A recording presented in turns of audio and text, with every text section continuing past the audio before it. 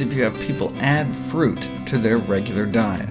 3 apples or 3 pears a day as snacks between meals on top of whatever else they were eating. Fruit is low in calories, but not zero, so if you add food to people's diet, even healthy foods, won't they gain weight? No, they lost a couple pounds. Maybe it was all that fiber? If you remember, we learned our gut bacteria can create anti-obesity compounds from fiber. That's why they also had a cookie group.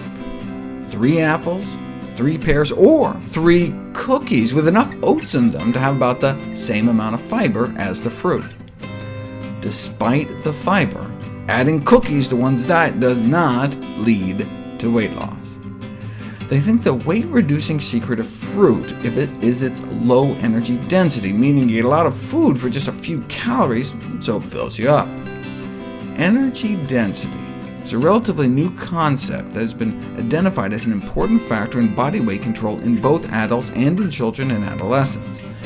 Energy density is defined as the amount of calories per unit weight of a food or beverage. Water, for example, provides a significant amount of weight without adding calories. Fiber, too. Thus, foods high in fiber and water are generally lower in energy density. On the other hand, because dietary fat provides the greatest amount of calories per weight, foods high in fat are generally high in energy density. The CDC offers some examples of high energy density foods are like bacon, lots of calories in a small package. A medium energy density food is like a bagel, and a low density food typified by fruits and vegetables. In general, the lower the better, with 2 exceptions. Soda is heavy. So heavy that by energy density it looks less harmful than it is. And nuts have so much fat they appear less healthy than they are. Otherwise, though, the science supports a relationship between energy density and body weight, such that consuming diets lower in energy density may be an effective strategy for weight control.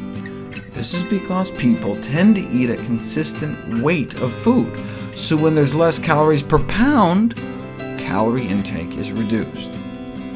A small drop in energy density can lead to a small drop in weight, and the greater the decrease in energy density, the greater the weight loss.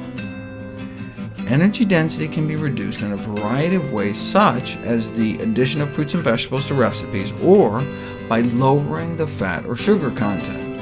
And indeed, that's how we evolved, eating predominantly low energy density foods, such as fruits, vegetables, plants, and tubers, starch-free roots like sweet potatoes.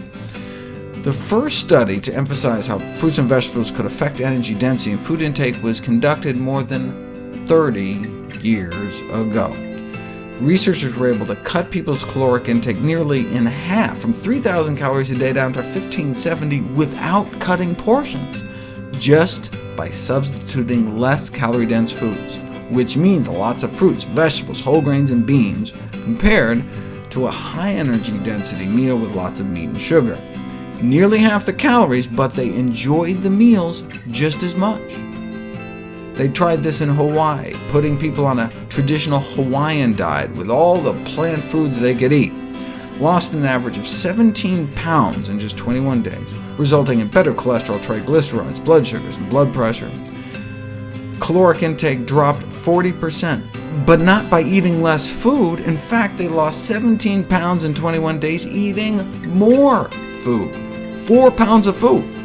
But because plants tend to be so calorically dilute, one can stuff oneself without getting the same kind of weight gain. And the energy density of foods is of interest for weight management, not only because it allows people to eat satisfying portions while limiting calories, but also because reductions in energy density are associated with improved dietary quality. For example, lower energy dense diets associated with lower risk of pancreatic cancer. Lower energy density foods tend to be healthier foods, so we get the best of both worlds.